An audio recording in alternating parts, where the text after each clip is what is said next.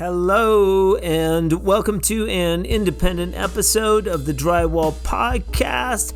I am your host, once again, Nick Harmon. With us today, Dusty Pollard from Grand Prairie, Alberta. We talk a lot about pricing and how he was able to raise his skill level quickly by working with a journeyman. And we also talk about the union and how much he learned in the union, and also maybe a little bit about proper level 5. And then piece rate was just shit. Yeah, it was just get the mud off the wall, get to the next job. Yeah. So nice to learn the speed and then learn the finesse. Yeah, I think those two are very key, because I think people that have done residential all their lives don't have what it takes to do proper smooth finish, like proper level 5. That was the thing. It was all commercial, so I've never done commercial before then. So it was taught me a lot about level 5, different fire taping, all that, all the things you don't know about in residential. Dusty was an absolute pleasure to talk to, and we have a very nice discussion, and I hope you guys enjoy this one as much as I did. Shout out to CanAm Tools for sponsoring the Drywall Podcast in the month of November. This is the third month that CanAm has sponsored us, and we appreciate them for that. This is no ordinary month of sponsorship. We'll be giving out some amazing CanAm tools after every single episode in the month of November. Head on over to our Instagram page and like the Drywall Podcast page, and then be on the lookout for posts mentioning this particular giveaway and follow the instructions. We'll be asking you to tag a friend and also mention in the comments what you enjoy about the podcast. This week, tune in tomorrow. CanAm will be giving away an awesome flusher handle, a roller handle, and also a 32-inch compound tube. They're brand new and they're beautiful. Good luck to everyone, and thank you so much for listening to the Drywall Podcast. The Drywall Podcast can be listened to on your favorite platforms such as Podbean, Apple Podcast, Spotify, and also YouTube. And now you can enjoy watching the interview in its entirety on our YouTube page. Go over there and hit subscribe. We have a new episode every single Friday, and they're awesome. But for now, Dusty Pollard on the 70th episode of the Drywall Podcast. Let's get into it. I like it. What's up, Dusty? Not much. How are you today? Do something smart here and start a timer. You'd think that Zoom would have like a cool timer up in the, but it does not. Oh, yeah. I've never done Zoom really, so cool. Welcome to the Drywall Podcast. Here we are. How exciting! I've never done voice online before. Voice, not even voice. Yeah. It's weird, isn't it? It's a little. I know. Weird, I thought about maybe doing like an FBI one, so like when you're all blacked out with a different dark voice. That would be cool. I don't think you're that mysterious, though. I don't know. More will be revealed. Maybe you are that mysterious. Have you listened to the Drywall Podcast yet? Oh, yeah. I've listened to about 60 to 65. Shut the hell up. Oh, yeah. There's only a few that I haven't. Interesting. Which ones have you not listened to? Maybe that you're going to get to. You just haven't. It's more like I like listening to the ones of the people that I follow and see online, right? The couple guys online. It's kind of, I've tried to listen to them, but then, I can't really relate because I don't know them. So it's, yeah. Yeah, fair enough. I mean, if you're listening to that many, there's going to be episodes that you like and episodes that you don't like, or don't connect that. But that's quite a few. Would you say that you're a podcast listener? No, I just like just yours, just because I get to see who these people are and more than just pictures and reels. That's fantastic. That's fantastic feedback. I mean, that was kind of the idea when I started, but I think I think you kind of have to have like some chops for it a little bit. Oh Um, yeah.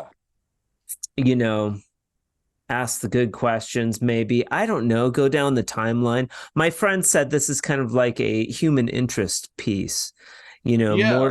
more so than drywall. I mean, we're learning about you guys. Yeah. We're digging into what makes the Drywaller tick, and it's fascinating to me, the different stories. And at the same time, I feel like the podcast is building community because we all get to like experience each other's stories. It's so cool.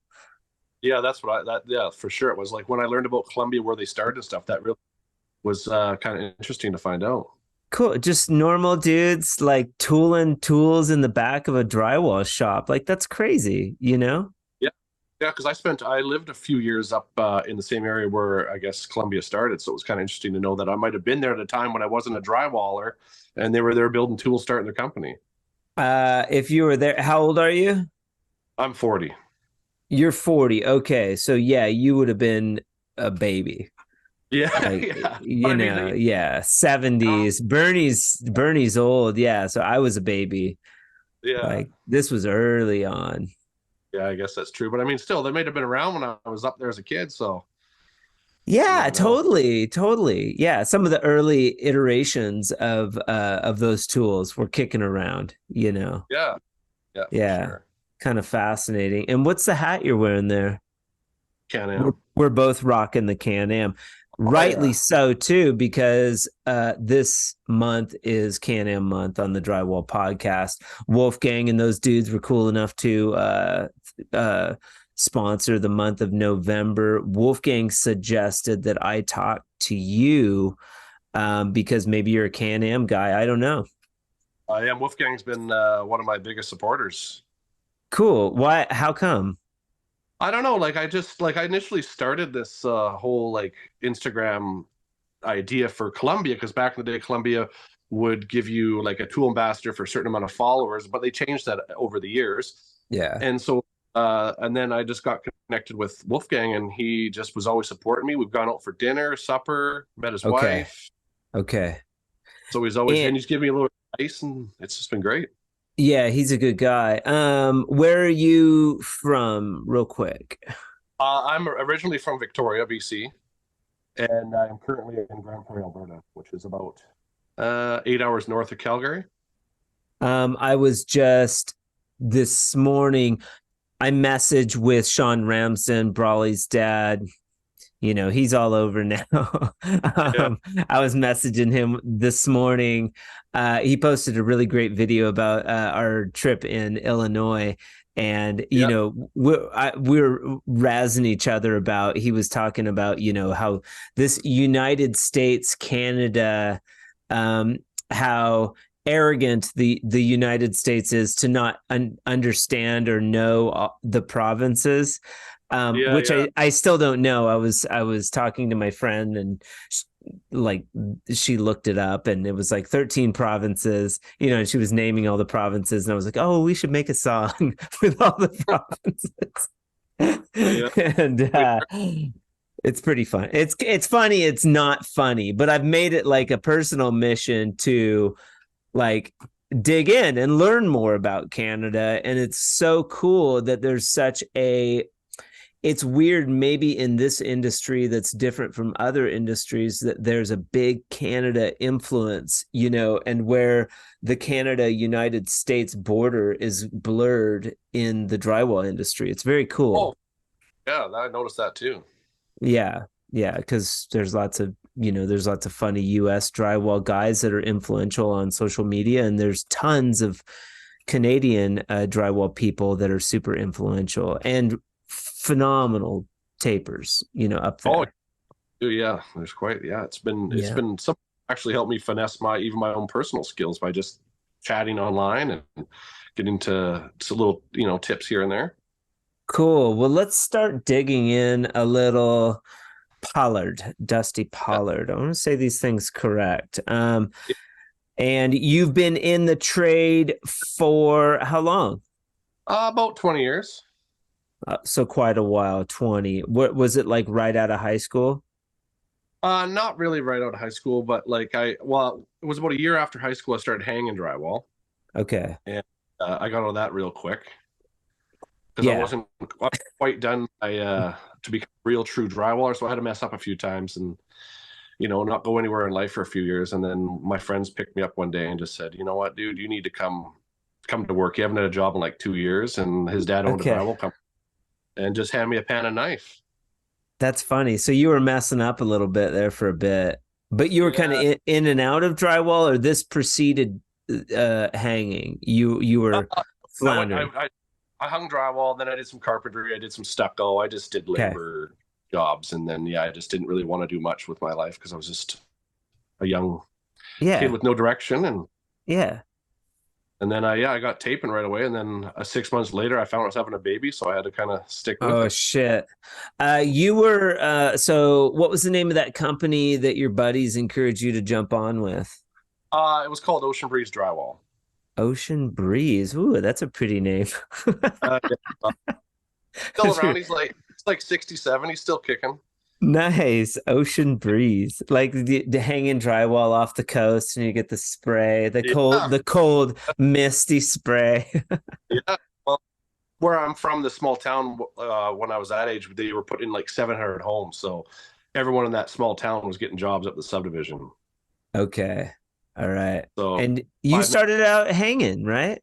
Yeah, I did that for about 6 months to a year, and then that was enough for me. So, but I feel like that's really a good place to start. I started with mud. I hung a little bit, but not enough to be any good at it.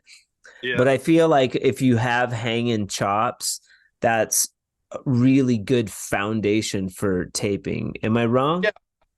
Yeah, I think so. I think it's helped me quite a bit. Like, I'm not the best boarder, but I mean, I can hang a room or whatever by myself. It's no problem. Right. Okay. If you just hung drywall, I think it's harder maybe to learn taping. But if you kind of do both, it's kind of gets you a little bit further in life. Yeah. And you even have a little bit of framing, which I think is also important. Yeah, I've done like maybe a couple times helping someone frame, but it's not really my forte. Not your forte. Steel stud or just regular stick? Just regular framing. Okay. All right. Yeah. Yeah. Sean Ramsden does a little bit of. He's done some steel stud, so he's like he's into that stuff a little bit. Yeah, my buddy said it's easier to do than wood framing, but what people see I can mud, they're like, yeah, I'd rather do that. I've seen some of the cool, like the drywall art stuff where they're hanging that like bendy metal channel stuff, and then they're have you seen that stuff and watch those guys do that? It's so cool. I've seen a few of it, like when I've done like back in Victoria, we did a lot more commercial, and it was a lot of that stuff when I was younger. So cool. And then you can have like the reveal, up top. You can have like a big reveal where you could put LED light. You could do fancy entertainment centers or whatever. I'd like to learn how to do that. I don't say that much, but that is cool because it would look cool with the fresco too. Like, you could do it all up. Yeah, for sure. Very well. Where are we going to go from here? So you're working with Ocean Breeze. You're 20 years old. At that time, are those guys using the tools or are you hand finishing? We were all tools. But I was just a laborer, and I was just making like $12 an hour helping my buddy, do houses, and I really wasn't going anywhere because I wasn't really, learning much more than spotting screws and mixing mud. And then the owner of the company's good friend, he was an older fella, and he had a hip replacement. And he's like, I need you to come with me. He stole me from my friend, and he's like, I'm going to teach you all the tools, and in 6 months, I got to go hip replacement. So you're going to take over all my contracts. Beautiful. What a smart guy. Who was that? So his name is Jens. He basically trained me. Wait, is Jens? Jens. Yeah, he was from Denmark. How do you spell that? Jens. Jens. Okay. Everyone calls him Jens, but the way he pronounced it in Danish is Yen. Okay. Yeah. Yen, like the Chinese money, the yen. Yeah, I guess that's how. Yeah, so everyone, but his nickname was Brother Hubbard. Call him Brother. Like he came over and Yeah, stole you away from Ocean Breeze. yeah. Well, he worked for Ocean Breeze. We're both subcontractors off of him, so he just took me from my buddy and brought me over to his side. Okay. And by this time, you're like, are you having an affinity for the mud? Surely Ocean Breeze let you spot some screws or play around with the mud a little bit. Oh yeah, no, yeah, that was spotting screws. We would hang garages and then we would tape houses. Really, that's all we really were doing. And so then I was just always willing to work and show up and work late. And so yeah, he just saw that work ethic, said, "Come over and I'll teach you some tools." He stole you, and he was a one-man operation. Yeah, he was. Okay, all right, Yin. So yeah, that's how I think I've gone that whole way in my life too. I've just been a one-man show for 80% of my career. Okay. And what was the name of Yen's company? He was just a sole proprietor, so it's just him. Okay, just Yen. Single. Okay. Neat. So that's a cool opportunity for a drywall finisher to stumble upon a situation where the dude wants to show you everything so that you can take over while he's out. Yeah, so I went from 12 an hour to 40% of the contracts within 6 months. Beautiful. And so stop me if I'm wrong too. I was in a 3-year apprenticeship program. Now, the question has been breached recently that I've seen where they're like, how long does it take to learn drywall? I think I got into a debate recently. Actually, it was in Illinois. This contractor was kind of talking down his nose at Chad, who's a drywall dude. And I'm listening, and this is at a bar, and they've had a little bit to drink. And the guy, and it always falls into that realm of, I can do that. What you do is easy. He's not saying this verbatim, but the contractor's like, I'm a big time general contractor. I build houses, or I babysit subcontractors, and you're a lowly drywaller. I could do what you do. It's so easy. And Chad was getting a little frazzled. And he was asking how long it takes to learn the trade. I was like, well, and there's a bunch of different ways to answer that question, because the apprenticeship the school that I went to was a 3-year program, which is adequate. But the journeyman would still kind of suppress your learning ability, because, like, let's all face it, it isn't rocket science. If you're ambitious and you want to learn, you can pick up the trade in a shorter amount of time. If you got somebody willing to teach you, and you can jump on that box or the bazooka and start finishing houses. Like, I could teach somebody how to be a proficient finisher in a year. I guarantee you, if they want to learn. So I would say anywhere from a year to a 3 years, but I tell that story because you had this distinct opportunity to take a crash course in finishing. Where would you say that you were by the end of that 6 months when old Yen went in to have his hip replacement? Were you pretty proficient? I mean, I think I was pretty good, but I look back now at my finesse and I don't know about that. I mean, it was probably rougher, than I could still, if I don't want to jump ahead too far, but about 2 years later, I jumped into the union, and I was a 3rd-year apprentice, and I was smoking their 3rd-year apprentice on the box. Oh yeah, because you'd been doing it. Yeah, like you said, I think sometimes in the union they don't push you as hard to go as fast, and I was taught to go fast, so I was doing a wing of a unit of an apartment building with the box in one day, and they were doing 3. And they're like, slow down. Yeah. That's my next question. I talked to the guys when we were all working up there. We would give them shit like, "Hey, you're going too fast." We were obviously having fun and not working at our fastest. But I asked them, like, "Have you ever had anyone tell you to slow down?" And I have. When I worked in Crested Butte, the guys were like, "Hey, man, take it easy. Take it easy. We got plenty of time on this." Yeah, no, yeah. I like, even now I like to go fast. It's just the way I I'm do built. too. The faster I work, the faster I go home. Well, and then when you start working Peace Raider, you start writing your own ticket. It's like the faster you work, the more money you make, That's, yeah. So Time is money. it was nice just to learn everything.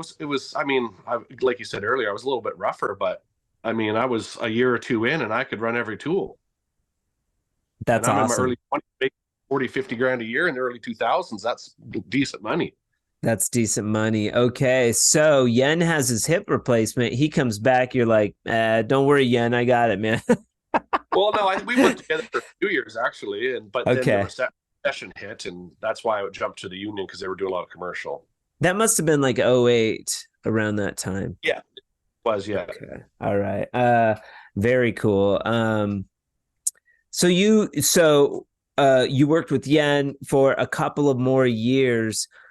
Yes. Were you able to round out your training at that point? Maybe get in. You guys weren't doing any texture, correct? Or were you? No, they had it was a lot of skip trowel, like they did it by hand there, and they had one guy that usually did it all, or two guys. I never learned texture till about, I don't know, about 15, 16 years in. Oh, okay. Yeah, I was a little ways in when I learned texture, but what a valuable skill to learn. Yeah, I don't know why I was so afraid of it. But I think why people don't want around here didn't want to teach me is because it's such quick, easy money. So they go do it in a weekend and make like $800. Why would they want to teach me how to? Yeah. Drywall is such a fascinating trade because you've got the poor hangers. They're making the same as the finishers, right? I mean, maybe a little more or less, depending on how fast you are. That work is backbreaking. Those guys, no offense, those guys should make twice as much as the fucking finisher because it's harder work. But they finish fast. They make more money. You know, they can do, if they're good enough and got a good crew, you can do 2 houses a week if if it's a decent sized house. Okay, so maybe they make up for it there. And then you've got the drywall finisher, and stop me if I could be wrong. Maybe I'm talking out my ass, but it's like way harder than painting. No offense to the painters. I've barely breached painting, and I don't want to pretend like I'm an expert painter or anything. I am an artist. I do know about mediums and stains and things like that. But painters do have to have a lot of knowledge when it comes to staining doors and, these spraying apparatuses and things like that. Yeah. But all that said, it's fucking painting. Sorry, guys. You don't impress me at all. No, I've done some painting. I paint now. I mean, I'm not an expert painter, but I can paint. You can paint, sure. Now, painting is a trade where where you can get away with being like, okay, the homeowner's like, oh, I'll just paint it, and it's like you understand because it's just fucking painting. Like, okay, I understand that. When a homeowner says, I'm gonna finish this drywall down here, you're like, good luck. Call me when you're ready, but it's gonna be twice as much when you have to call me to come back because you're gonna butcher it. That's the difference between painting and drywall finishing. Yet painters get the same amount of money as a drywall finisher. Like, yeah, I guess if you look at it, if they're just basic tape or painting, sorry, but I mean, sometimes you get some technical painting and a lot of masking off and a lot of prep and painting, I think. Sure. I think the drywall hanger should get more. Drywall finisher should come next. Texturing, sure. And then the fucking painter. Painter should not make as much as they do. I know, they make some good money. They make some good money. And then that price point keeps like going up. And it's like their excuse, price of materials. It's like the poor drywall guy over here. He's like, we're still paying $12 a box for a box of mud. I mean, yeah, the price has gone up a little bit on drywall materials, but not enough that the builders stop beating us up, over price. Yeah, no, it's I've noticed that in the increase in prices lately. Like it's just compared to a couple of years ago. Now. Yeah, I've gone up like $1.50. And this is like, over the course of like 20 years. And then like the last 2 years. Oh, yeah. And I remember when a box of mud was like $20, $22 a box a couple of years ago. Now it's like 34, 33. Okay. All right. I mean, it still seems the same down here. USD is different than Canadian, but Home Depot, I hate to shout out to Home Depot, but here's another criticism that I have, and we're kind of getting off base here, but that's okay. You got your local drywall shop. L&W shares or sells Fresco Harmony here in town. I try to support them. It's efficient for me to buy a pallet of mud and have them drop it off at my house. They charge me $50 for the delivery, but it's still more efficient for me to have the damn mud at my house, and I can just pull boxes as I need them. I don't have to go to the shop every time I need mud. Now, if I do have to go to the shop, it's more efficient for me to go to Home Depot because I don't have to deal with the like yard guy picking daisies on his like forklift going to get the material. I'm standing there for 30 minutes. I don't have that time. I go into Home Depot, I load up the cart, I take it out to my truck, and I'm out of there in 10 minutes. Have you noticed that? I don't know, here where I am now in Grand Prairie, the two supply companies we have, they're pretty decent. Like, and it's not very busy here. So when I get in there, they're usually just standing around, and if I ask for the next day. Okay, cool. So they're pretty good here.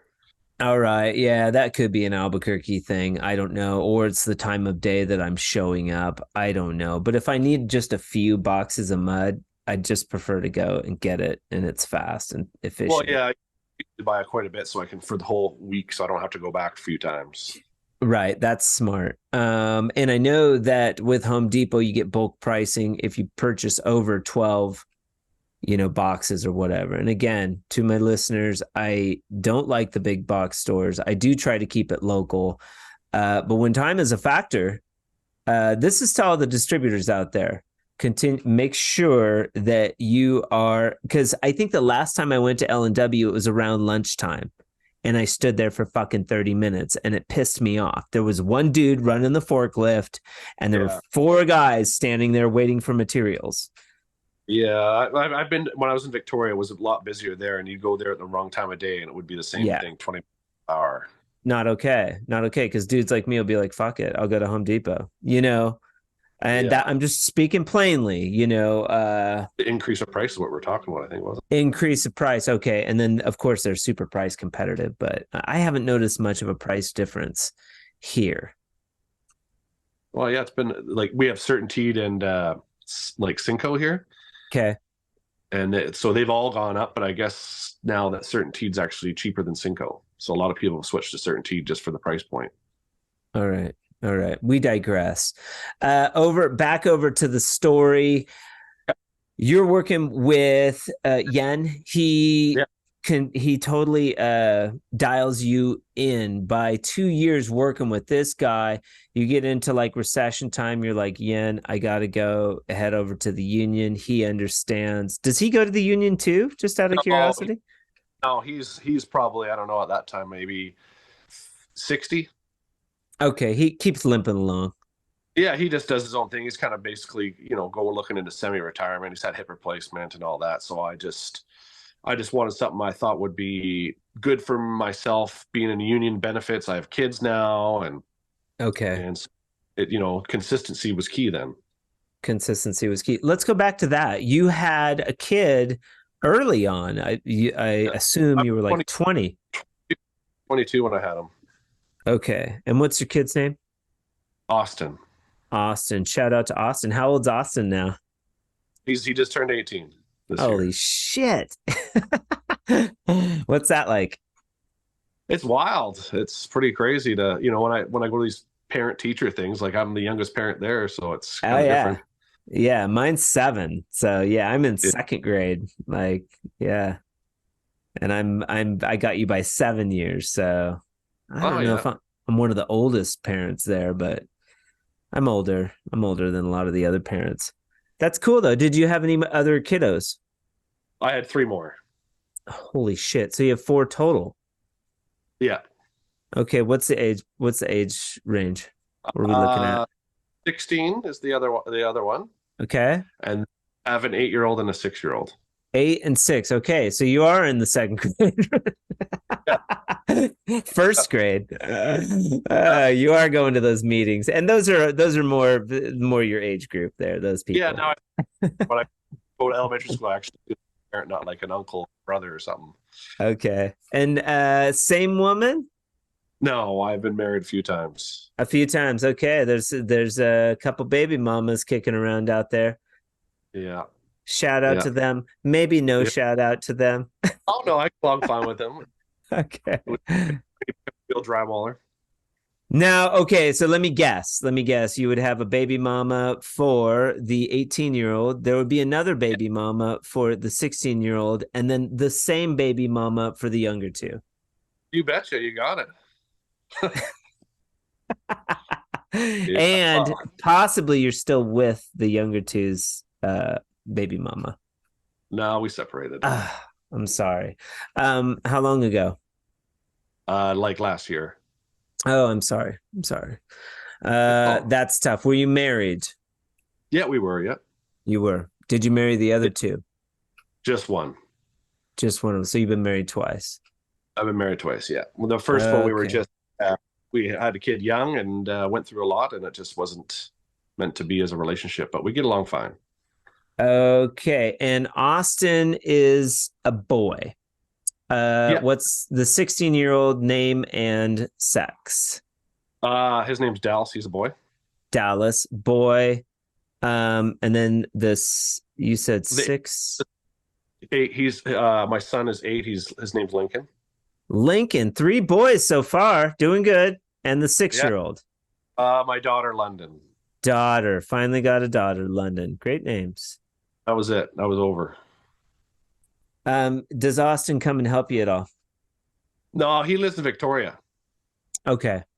All right. And he's the brains of the family. He's actually in college and smart. Works 2 jobs, paying for himself to go to college and all that. Shut the hell up. What's he studying in college? Business admin with a degree in marketing. Yeah, smart. Help Dad run the business one day so he could get this degree and help me with the business end of it. Dude, he would jack your business when he gets out of college, man. You'd have like 30 employees, sit back. He'll build it up. Or he'll be like, Dad, let's do a different business. This business model, this doesn't work. But yeah, he's got more brains than to stick with drywall. So nice. That must be his mom, right? I don't know. I think he says I'm his inspiration because everything I've been through, I've always stayed working hard and just driven, and it's just been an inspiration for him. He said, "That's awesome." The little guys, they're watching, man. They're watching all the time. Yeah, that's right. That's so cool. How cool would it be to? I'm looking forward to those days when my son is, older. But you really have to appreciate those years when they're younger, because they go so quick. Yeah, well, that's what it is. I didn't really, life went so fast that now that my younger kids are younger, it's kind of nice. I try to absorb every moment I can with them. Right. Yeah. So, very cool. So Austin's off. Side note, Austin's getting prepared to take over Dusty's business, and he's just going to jack your business. You guys are going to be so busy. You'll just be doing office work all day, and you won't have any time to go into the field. Yeah, no, that'd be good. I wouldn't mind that. Yeah, you wouldn't mind that. But you're in the union now. You're blowing the pants off of these guys. How long do you stay in the union for? I think I stayed for 2 years, and the recession was just, it was probably like 2010, and it was still pretty bad, and the union was even slowing down, and I just felt like the union was not placed for me. Why? I was just a little bit more driven. Like I just, I wanted to work. I didn't want to do my 9 to 5 Monday to Friday. Eat lunch. Like the break. Hey, it's break time. Break time, guys. We got to have 2 breaks. Yeah, exactly. But it was nice because I worked with a really good journeyman, probably one of the cleanest tapers I ever worked with. And he taught me a lot of finesse. Like without him, I don't think I would have been as good. So I mean, people talk trash about the union, but my experience with the union was like proper drywall. And then piece rate was just shit. Yeah, it was just get the mud out the wall, get to the next job. So I used to learn the speed and then learn the finesse. Yeah, I think those two are very key because I think people that have done residential all their lives don't have what it takes to do proper smooth finish, like proper level 5. Well, that was the thing.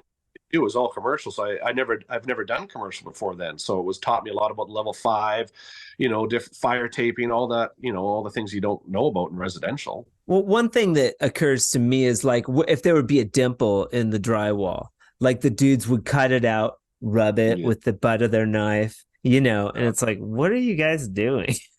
Yeah, right. Interesting. But you'd have these guys do it, and then we would mess with some of the journeymen because you never beat in the screw or nail. They didn't use screws, but you never beat it in with the back of your knife. So we go around like if we knew there was like an anal journeyman finisher, and we'd like beat on the wall, come running. What are you doing? Yeah, right.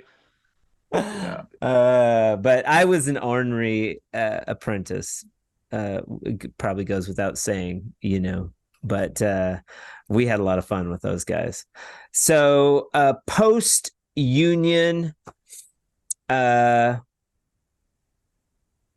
does Dusty go from here? Well, I did a little bit of piecework for a few guys, and I was doing a hotel, and I was making $20 an hour subcontract, and it was just brutal.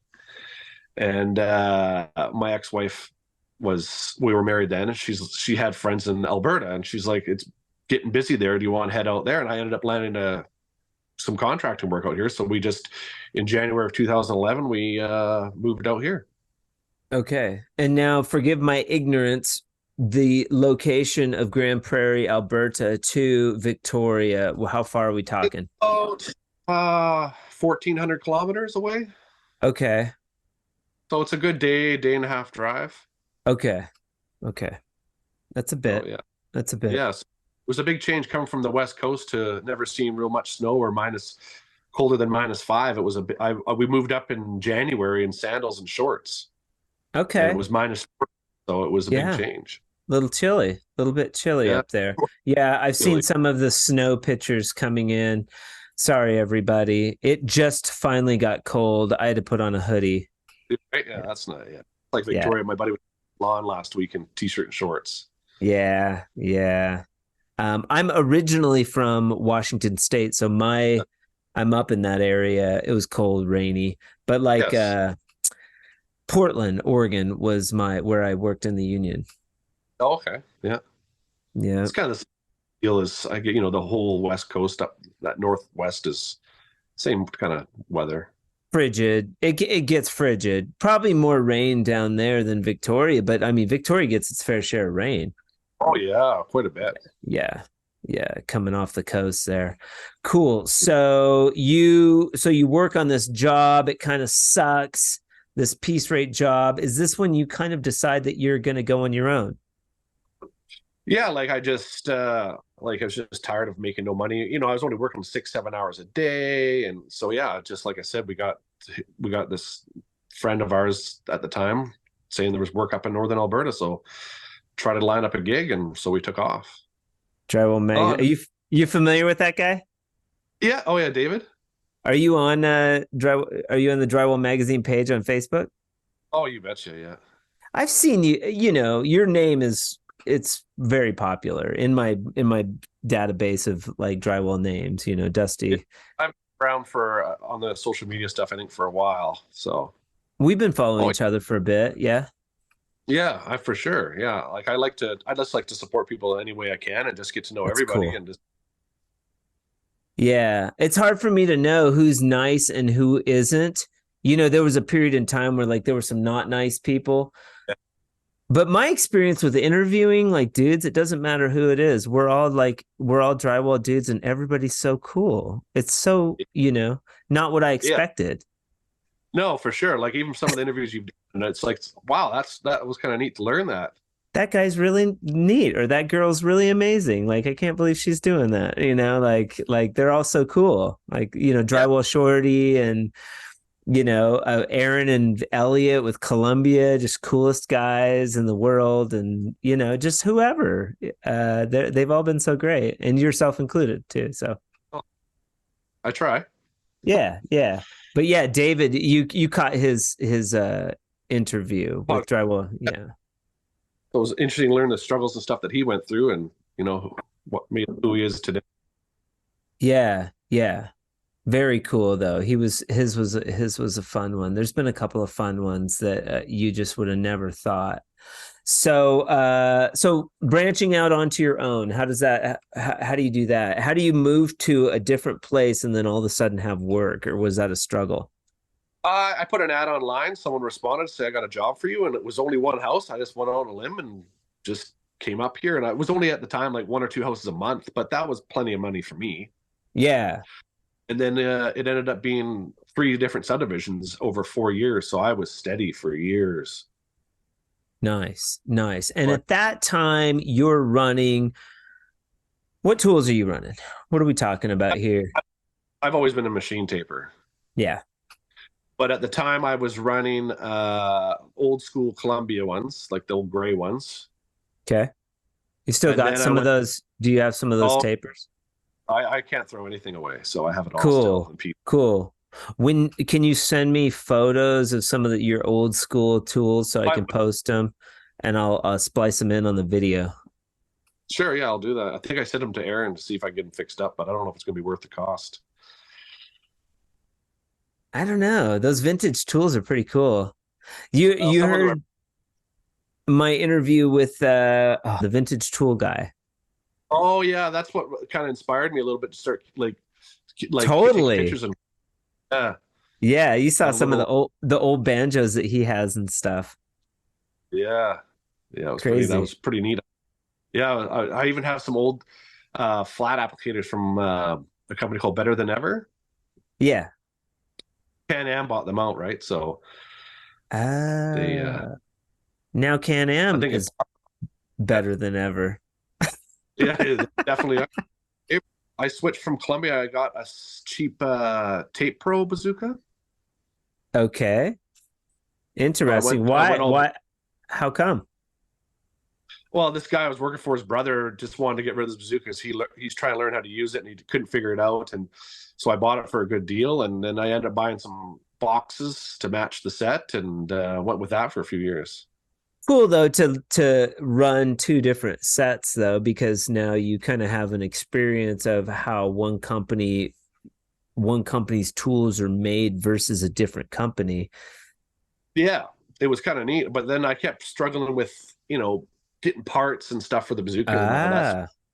I ended up going the last 2 years I was working for him. I did semi-automatic taping with the applicators. Okay, all right. Because it was just impossible to get parts. So I didn't want to slow down the process. So I just bought a couple applicators in a compound tube and went at it. Why didn't you go back to the Columbia? Well, I don't know. I was just frustrated with being able to get parts this far north. At the time, there was, take a week or 2. And that time I only had one bazooka at the time because the other one was broken, and getting Tape Pro parts was even harder to get. Okay, and it was difficult to get parts dealing with Columbia as well. I mean, there were what the shops here had, so I mean they could get parts, but I think it was more myself not understanding the tool and pushing it too hard and just breaking things and just not understanding how it worked and not having the time to sit down and actually fix it. Yeah, I always feel like it's not like running the bazooka. You don't learn how to run the bazooka. You learn how to fix the bazooka when it breaks. Yes, exactly. It's something simple. I mean, if I had Aaron on speed dial like I do now with social media, anytime I've had a problem, right away he tells me how to fix it. Yeah, and just for our listeners, Aaron probably doesn't go on speed dial for most of the people using Columbia tools. Well, I shouldn't say speed dial, but I mean, I just him on Instagram, he's very, even through email. Yeah. Hours. He's very good. Yeah. Oh yeah. But so you start. You're like, screw it, I will go backwards a little bit and run the applicator tube. How did that system work where you're running the applicator tube and putting on tape? That's got to be a new system for you because you're used to the bazooka. It was a little bit of a learning curve, like how to do it all. And walk me through how you were doing it with just the tape. Well, I would just run the ceilings first off stilts, right? You would I would just run all the flats, and then I would get down and run all the flats in the walls, and then do the same system with angles. No, let's back it up even further, though. You're putting the mud on with the compound tube, and then you have one of those weird tape roll dispensers on your belt, and you're putting the tape on and then wiping it in. Yeah, that's right. Yeah. That's hard for me to like even conceive after running the bazooka. Like if I was running my own company, it's like I would have just bought a new bazooka the next day and been like, well, I was going through a divorce then, and I was a little bit lost a little bit. All right. Okay. I was not really focused on, I just wanted to make money. So I just threw the bazookas into the storage and went this way. And this is when you got on with CanAm. And I do believe that system, there's a place for it. And I think it's right before maybe graduating to a bazooka. Why not the banjo versus that system? I didn't even know about a banjo then. Okay. Didn't even know they existed. Like social, that's probably right when I started this whole Instagram thing. And I would more post about personal stuff than drywall stuff. Sure. This is probably 2012, 2013. Yeah. Okay. Yeah. So Drywall Talk. Yeah. Like Drywall Talk was like an early platform for drywallers. Yeah, Drywall Junkies on Facebook. Yeah, that one was rowdy. Everybody was mean. Yeah. Brutal at times. Did you? And you heard my interview with Kyle. Yeah, you bet. Yeah. Drywall Junkie. Nicest guy. Yeah. Yeah, he's a good guy. Yeah, I think 2 years ago I won a contest, so I got a hoodie and hat. And oh yeah. Yeah, it was pretty neat. Yeah, I've got a Junkies hat. I like his hat's I like that style, that Richardson 112 style. For whatever reason, you don't use a banjo, you don't use a bazooka, you jump on with CanAm. Was there aspects of running and finishing with the semi-automatic tools that you really enjoyed at that time? I like the fact that you didn't have any air bubbles, because sometimes with the pump on a bazooka you can get air bubbles. Okay. So you could, there was, when you're taping, it was just, and then your ankle tapes are always perfect, because bazooka, you're either short, long, 80% of the time. I don't care who you are, so your ankles are perfect every time. Mine were perfect. Yeah. Well, I don't know. Mine's never perfect, but I mean, it's probably because I'm going too fast. I don't care. I just want to cut it and go. Yeah. Except for the metal, the corner bead where you get like a little sliver over the edge of the corner bead. That's always great. Yeah. So yeah, that's one of the benefits of semi-automatic, is that it's almost foolproof. Okay. What do you think of the three-way? Have you tried that system yet? I have never tried the three-way out yet. No. Interesting. It seems like you would like that. That might be up your alley. You might. A few times I've pre-taped my three-ways, and then just when I run the bazooka or just do it with the tube, you just roll and flush and you're done. See, I was like, I'll bet you would dig them. So every interviewee gets a swag bucket from CSR, and I think they throw in a packet of three-ways. So maybe you'll get to try some out. It takes a while though. People bug me, but I'll like wait a couple months, and then I'll get the addresses over to CSR, and they'll send out the swag buckets. I'll be scared to try one of those out. Yeah, for sure. Very cool. So that's how you got introduced to CanAm. Yeah. They're kind of like the corner of the semi-automatic tool market. Yeah. Yeah, they're up here in Canada. They're like, the way to go if you're semi-automatic. Okay. And there's kind of both schools up there. People just do the semi-automatic, it seems like, and people do automatic. Yeah, and then there's a lot of the guys that do the super taper too. Yeah, I feel like that. I call that the trainee tool. That's like the bazooka the bazooka trainer. Yeah, I mean, I get a few guys get pretty fast on flats with it, but when I bring the bazooka for angles, I smoke them. So yeah. It goes without saying. And I'm biased. I ran the bazooka. I did piece rate with a bazooka. Yeah, we learned the bazooka up when I was in the Union, like. When I moved to Arizona and people were running the banjo, I was just like, what? Why are you guys still running the banjo? It was like, when you're learning, everything's confusing, and the different systems, people have a proper way of doing it. And then you move somewhere else and it's like, oh no, this is the proper way. And then I go to Colorado and it's like, oh no, this is the proper way. But the advantage is learning these different systems just really rounded me out as a finisher. Yeah, I was going to say that. Yeah, for sure. Because, not every job's the same. And I was lucky enough to get nothing but new construction for the first, 8, 9, 10 years of my life. So all I was doing was these cookie cutter houses. So I didn't need to learn anything else. Right. So you started to get pretty busy with finishing in Alberta, Grand Prairie, and you're still up there doing finishing, and maybe now you run both or whatever sets you want. You kind of have you've got attention you got a Brawley's dad hat up there. I just noticed. I was one of the people that. I don't have a Brawley's dad hat. This is bullshit. Oh, that's Sean's fault. I think I won his first contest. Oh, you did? It's my fault because I didn't tell them I was going to Illinois. I surprised them. And so he brought Brawley's stuff for all of the other dudes, but not me. So, well, you better get on it. Christmas soon. Yeah, Christmas is coming. It's funny. So yeah, we're considering doing more of these trainings. I've talked about it a little bit, where we find a house that somebody finds to do fresco harmony, and then we all just meet up there and go. That'd be so fun. I had to Vancouver at Columbia, but I had to end up working. I messaged him to go, and then 2 days before I couldn't get out of work, so I ended up not coming over to Vancouver to see you guys. Oh yeah, it would have been great to meet you. SSB he's doing fresco, he had a private little lesson there. I think we had 9 people signed up, and he was the only one really that showed. There was this other dude that showed up that wanted to learn about the taper. He had no clue how to run a taper. He was like a DIYer.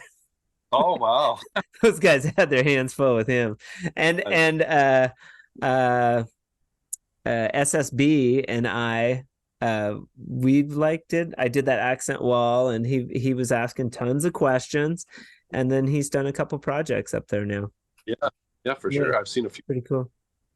Yeah, he's pretty talented. Really cool guy. Really nice guy. Yeah, we might be doing some work together in the future. He's got some jobs coming up, and he asked if I wanted to join him, so I might be helping him. There you go. And have you haven't dabbled with the fresco yet? No, I got one of your sample packs, so I just haven't had a chance to. I keep asking people if they want me to do it, and around here people don't know what it is, so they're like, I don't know, we'll just stick to paint or drywall or whatever. Well, I think even preceding that, though, I think find a wall in your own house or a friend's shop and do an accent wall, because and make a sample. Don't worry about selling it out of the gate. Do it and I'll tell people, make sure you want to do it. Make sure it's something you want to do before you go selling it. I think when people get most excited is after they start doing it. Then it's like, oh, this is super easy, and I can make a cool wall in their house. It's pretty that's what I've seen. It seems daunting at first, but really it's just throw mud on the wall. Yeah, it's breaking all of the rules. We're leaving an unflat surface, we're leaving flash marks all over the place, and then we're not even sanding it. So it's very dumbed down drywall, and it looks beautiful when you're done. That's the beauty of it. Yeah, I love some of the colors. It looks amazing. Thank you. And we're getting more colors all the time, and people are using it. And I think the Drywall Podcast has a lot to do with that. But I mean, people like Cam and Sean are jumping on board, and they're giving it's getting a lot of attention more so now, that we're playing around with all these cool dudes, So a new question I've been asking, maybe you've heard, maybe you haven't, is a system recently that you've adopted. Now you're 20 years into the trade, you run your own company, you've worked in the union, you've worked with Yen, these great finishers. Maybe and you've tried some different systems. Is there a system recently that you've adopted where you thought, there's no way I'm going to do it that way, and you started doing it a different way and you found that you loved it? Well, there's a way, like picking your three ways. Okay. Like when you run your angles, I always just code them right away and then you gouge in or whatever. But what okay. I told me, Ben M taping on Instagram, you probably follow him. Yeah, I've got a sticker. I've got one of his stickers. Yes. So what he said to do was to just like clean it out, but then go back later, and once you pick them all out and set up a little bit, and just go back with thick mud, like pretty thick out of your pan, then hit your three ways that way, and you'll have less gouges. So you're saying if you pick your angles, like if I was doing angles with a bazooka or whatever, I'll go through and maybe do a room, and I'll go through on a bench or something, and I'll pick those angles out right away. He's saying do that, but go back and do them again, kind of? No, when you're coating angles with your flusher, like after okay, on the coating, that mud corner, right? So you get it all bundled up in there, and so I would just coat them right away. But he said just clean them all out, then come back later with thick mud, not that thin mud, and your three ways will be a lot nicer. And you tried that? Yeah, it works pretty good. It works pretty good. Okay. All right. Now, let me ask you this. Were you resistant to that idea at first? Or like, it seems like it would take longer. That's it. I like to be efficient. So I was like, well, I don't know if that's... Ben M, you're an idiot, dude. What are you talking about? Go back. So yeah, I tried it times. And on sanding day, I was like, okay, yeah, this is the way to go now. Okay. So you shifted. You did shift. That's the way I do it now. Old dogs. We'll call this the Old Dogs Can Be Taught New Tricks segment of the podcast. And then sometimes. And then, of course, your Pearl of Wisdom. Oh, my Pearl of Wisdom. There's always, more than one way to skin a cat. Yes. Like you get taught like one way to do things, but I mean, at the end of the day, it's what works for you and the job. Sure. And maybe don't be so judgmental of other systems until you've tried it. I mean, I was always judgmental, like I was on this podcast about the banjo. Mm-hmm. But I've seen some dudes, especially down here, that can really rip that banjo, man. And it has to do with multiple people. So with the banjo, if you've got a couple of banjos loaded, these dudes will go around and they'll rip the banjo, and then you've got dudes, or maybe the apprentice is filling up the banjo. I mean, at that point, okay, like you could have two bazookas like rolling too, and like nobody'd be able to keep up. No. But I've seen some. But now you're in $3,000 versus a couple $100. That's a significant difference. You know. Yeah, bazookas are definitely a big money tool. So. It's big money, but they're so worth it too. And you're still using CanAm tools, correct? Yeah, I do. But I still, like, if I'm doing a big house, I will run the Columbia taper. Okay. But what about the boxes? Oh yeah, I've always finished with boxes because I'm a knife taper. I'm not a trowel. So I just run the boxes on everything. Yeah. I run 10, 12, and I got the Tape Tech 15. For skimming. Tape Tech. Okay. See, we haven't talked about Tape Tech at all. No, I switched Tape Tech years ago for boxes. For boxes, why? Well, Aaron's going to be listening. Aaron's going to be listening too. So choose your words wisely. I'm joking. Well, after my Alberta days, I went back to Victoria, I think 3 years ago, to run a crew. And when I was there, some guy was retiring and selling his 10 and 12-inch Tape Tech for $200. Okay.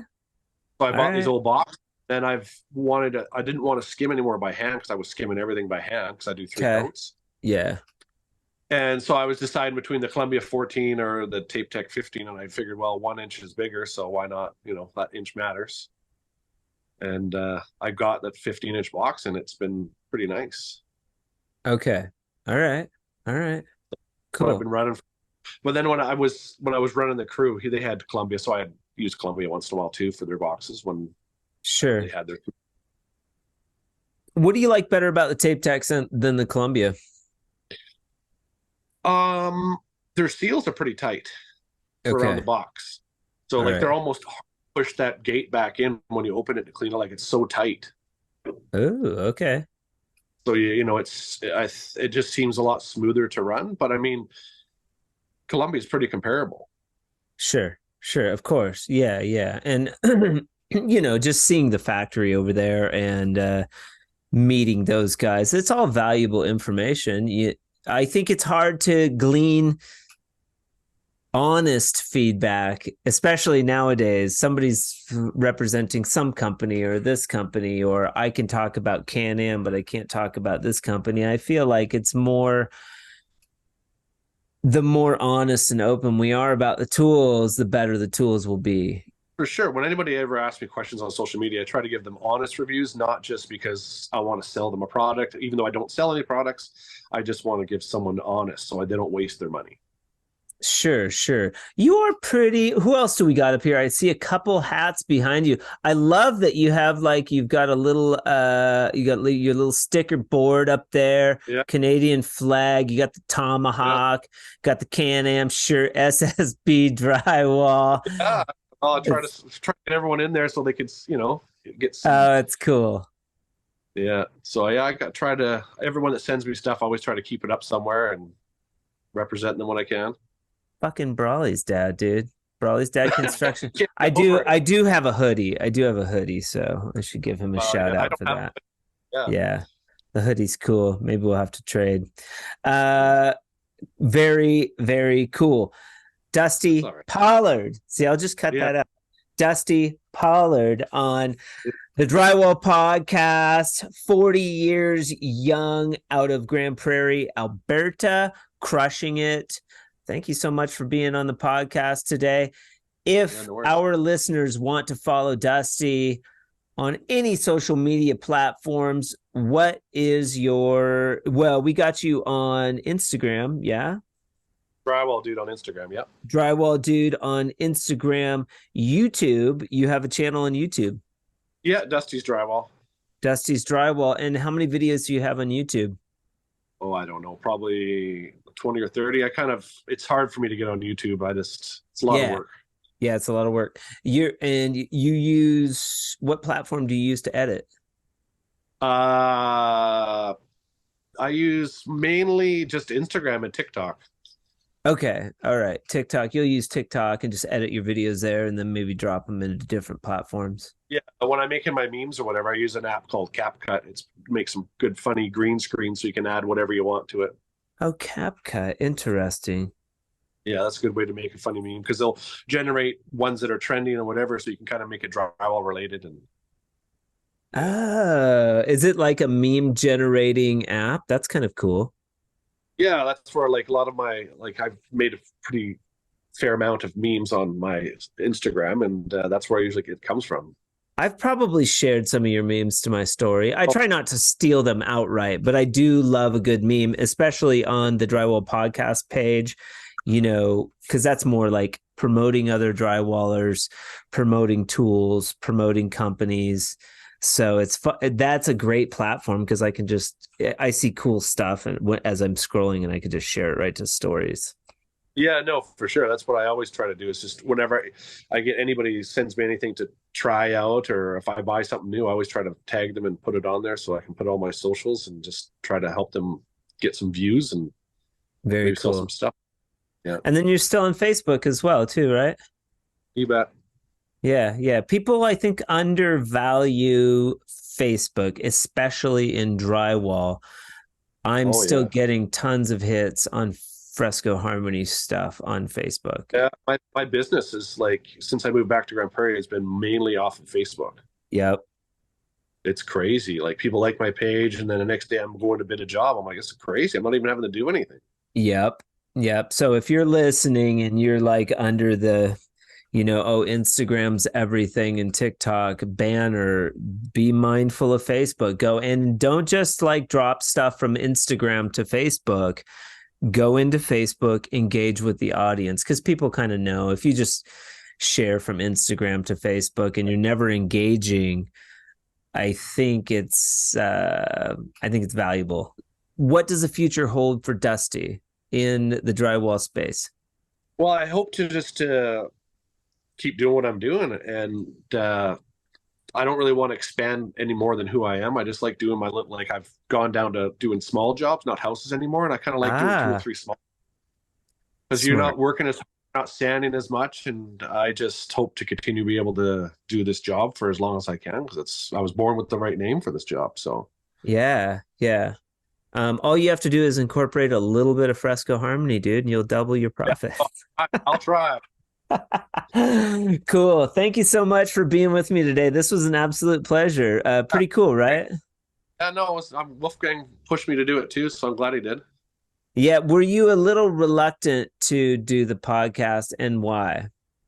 I'm not a big fan of putting my, face and mug on video. So, but Wolfgang did it, so why can't I, right?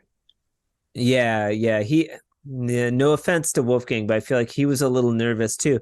And I'm trying to get Zach I've never been. Yeah, it'd be interesting to get him on there. Yeah, he's nervous. So we'll have to pull him in, wrangle him in, just let people know too. If you're interested in coming on the Drywall podcast, or somebody, it might seem a little intimidating, but it's not that big a deal. And it's a great conversation, and people want to hear your story. Well, for sure. I think it'll help you grow as well, and, get to interact at a personal level other than just online. Yeah, for sure. Thank you so much, dude. We will be in touch. You'll get a swag bucket. This episode's going to drop in a couple weeks, and it'll be awesome. We'll keep you posted too. Good. All right, sir. You have a good rest of your day. We'll talk soon. Yeah, thanks. See you later. Have a good day. Bye. Shout out to Dusty for being with us on the Drywall Podcast today. I appreciate your time, and I look forward to meeting you in person in the future. Shout out to CanAm Tools for sponsoring the Drywall Podcast in the month of November. This week, CanAm is nice enough to be giving away a super cool finisher handle, a super sweet roller handle, and a gleamingly gorgeous compound tube. Head over to our Instagram page, like the CanAm page, like the Drywall Podcast page. Tag a friend in the post when we post it. Tell us a little bit about why you like the Drywall Podcast, and voila, these amazing tools could be yours. Tune in next week on Friday, as we will have Danny Carrillo, our very own Albuquerque resident and materials expert, right here on the Drywall Podcast. Thank you so much for joining me and all our friends on the Drywall Podcast today. I appreciate it very much. I hope you all have an amazing weekend, and remember, keep drywalling.